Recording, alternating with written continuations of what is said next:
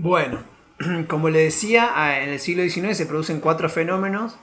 que tienen que ver con la disciplinarización y profesionalización de las disciplinas científicas, en general, tanto de las ciencias naturales como de las ciencias sociales. Se producen las estructuras institucionales, o sea, se creen la mayoría de las universidades a nivel mundial, en todo el mundo, en Europa especialmente, pero también en todo el mundo. Por ejemplo, la UBA es 1821, para que ustedes tengan una referente argentina. Esas estructuras institucionales no solamente son las estructuras académicas de enseñanza, sino también todo lo que tiene que ver con las academias científicas estatales o paraestatales. Muchas de ellas son de fines del siglo XVIII, pero la mayoría son de principios del siglo XIX, incluyendo las estructuras, digamos, académicas como las revistas, que tienen que ver con la producción del conocimiento científico, digamos, la publicación, los circuitos de producción de conocimiento y la reproducción, digamos, de ese, obviamente, digamos, de ese conocimiento a partir de las instituciones académicas, con su método de selección de personal, de creación de cátedras, digamos, de todos los mecanismos institucionales, digamos. Y por último se produce esta tensión entre las artes o humanidades o ciencias sociales, eh, y, eh, y, las, eh, y las ciencias naturales. Bueno, uno de los elementos básicos, digamos, para captar o para tratar de contextualizar o se puede proponer para contextualizar este proceso, tiene que ver con la Revolución Francesa de 1789, donde obviamente, digamos, se produce una cierta coordinación entre la renovación intelectual que se venía produciendo durante todo el siglo XVIII, la revolución científica, digamos, incluyendo la revolución científica, la revolución industrial, que es de mediados del siglo XVIII para adelante, 1750, y, digamos, la institucionalización de todo esto en un sistema jurídico, político y organizativo nacional, digamos, como es en Francia, digamos, ¿no? Ya antes se había producido la revolución norteamericana de 1776, digamos, la guerra civil norteamericana por su independencia en relación a la independencia de la corona británica, y estos dos procesos, digamos, van de la mano, digamos, con el surgimiento, digamos, de la forma de los estados-nación, digamos, modernos, soberanos, no monárquicos que nosotros conocemos, digamos, ¿no? Eh, Asociado a la Revolución Francesa y a la constitución, digamos, de este nuevo orden social, básicamente un nuevo orden social que tenía como actor fundamental el Estado, se articulan, digamos, el desarrollo de las grandes historias nacionales, ¿no? Los grandes relatos nacionales de los Estados-nación que le tenían que dar, digamos, sustento a la formación de esos Estados-nación,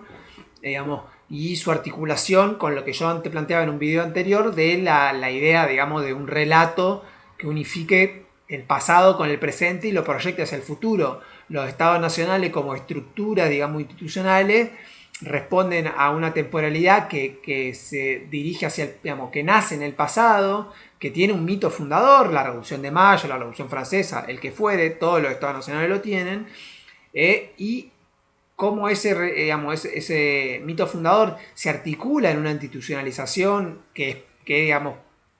permanente y formativa, digamos, de los vínculos y de las relaciones sociales dentro de esa sociedad, de ese entramado social, y por otro lado, que se proyecta en el tiempo como futuro, digamos, o sea, se propone, digamos, ningún Estado nacional supone en el futuro su propia disolución, digamos, sino más bien que, digamos, tienen, digamos, la vocación y el proyecto, digamos, como organizaciones institucionales del mejoramiento, digamos, de sus habitantes, etcétera. Bueno, eso es interesante que también ha entrado en crisis con las organizaciones supranacionales como la Unión Europea u otras, y también por la diferencia de jerarquía, digamos, de procesos como el imperialismo, el colonialismo y otros procesos, digamos, de jerarquía, digamos, diferencial en los estados nacionales que vuelven problemático esa división, por ejemplo, también a partir de los organismos supranacionales de crédito como el FMI, el Banco Mundial, etcétera, de lo cual nosotros también conocemos. Esos relatos nacionales jugaron un rol clave en, por ejemplo, una de las grandes ramas de la disciplina de las ciencias sociales, tal vez una de las más viejas institucionalizadas, que es la historia, ¿eh? los archivos, digamos, la creación de archivos nacionales, el Archivo General de la Nación,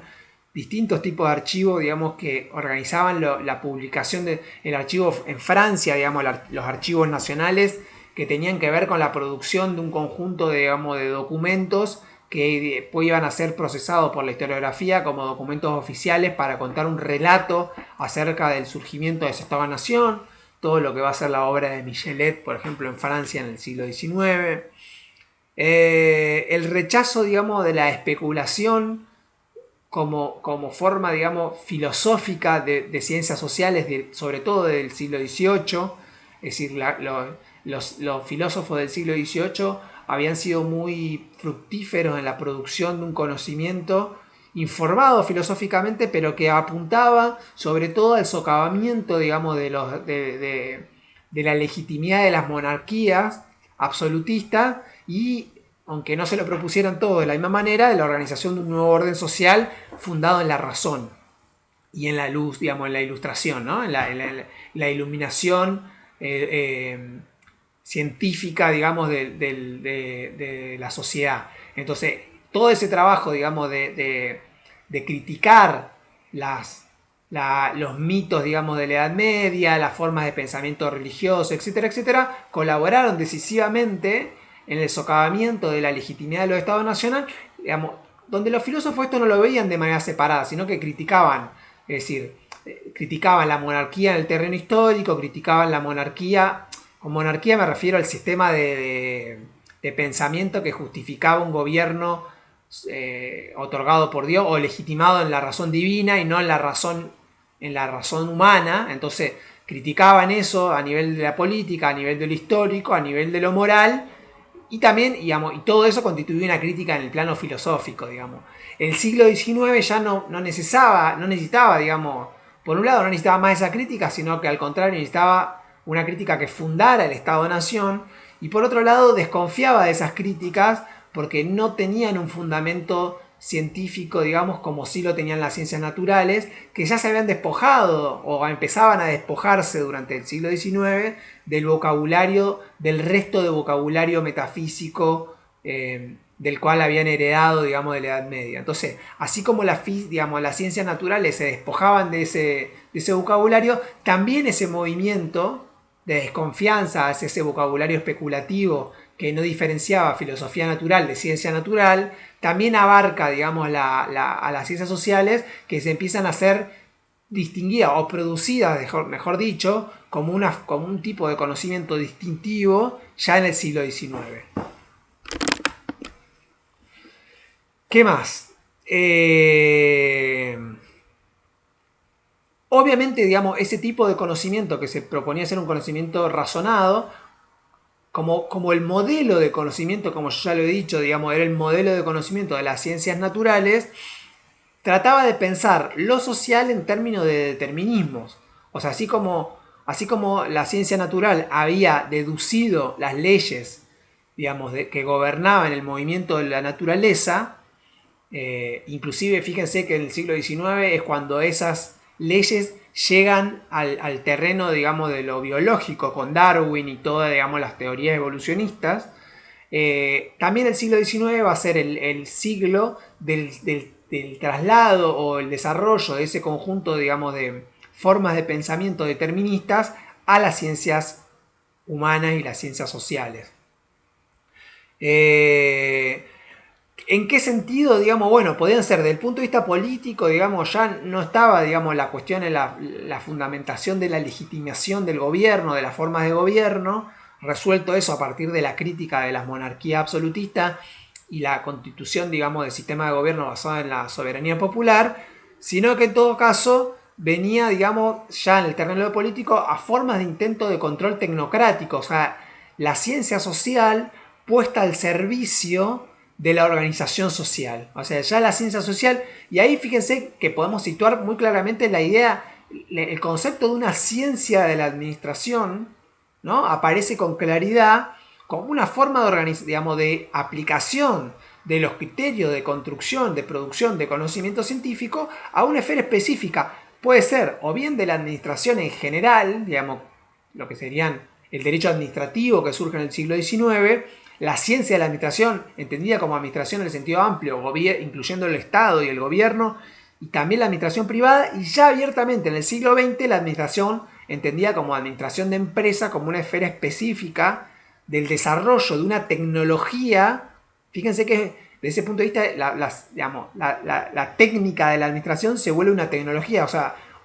entendida como lo hemos definido anteriormente, como una forma de técnica producida bajo criterio de conocimiento científico. O sea, no tecnología en el sentido del aparato, sino tecnología en el sentido del método de organización y de gobierno. Entonces, fíjense cómo ahí, del gobierno me refiero del dominio, ¿no? Fíjense qué interesante. Y estas, al mismo tiempo, bueno, cierro acá con esta idea digamos, de los intentos de las ciencias al servicio de un control y de un diseño de una organización social, ¿no? Como en Durkheim tienen que ver con digamos, contrarrestar la anomia, o en el caso digamos, de Comte con la idea, digamos, de la organización científica de la sociedad, ¿no? Tecnocrática de la sociedad. Ahora sigo con otro video.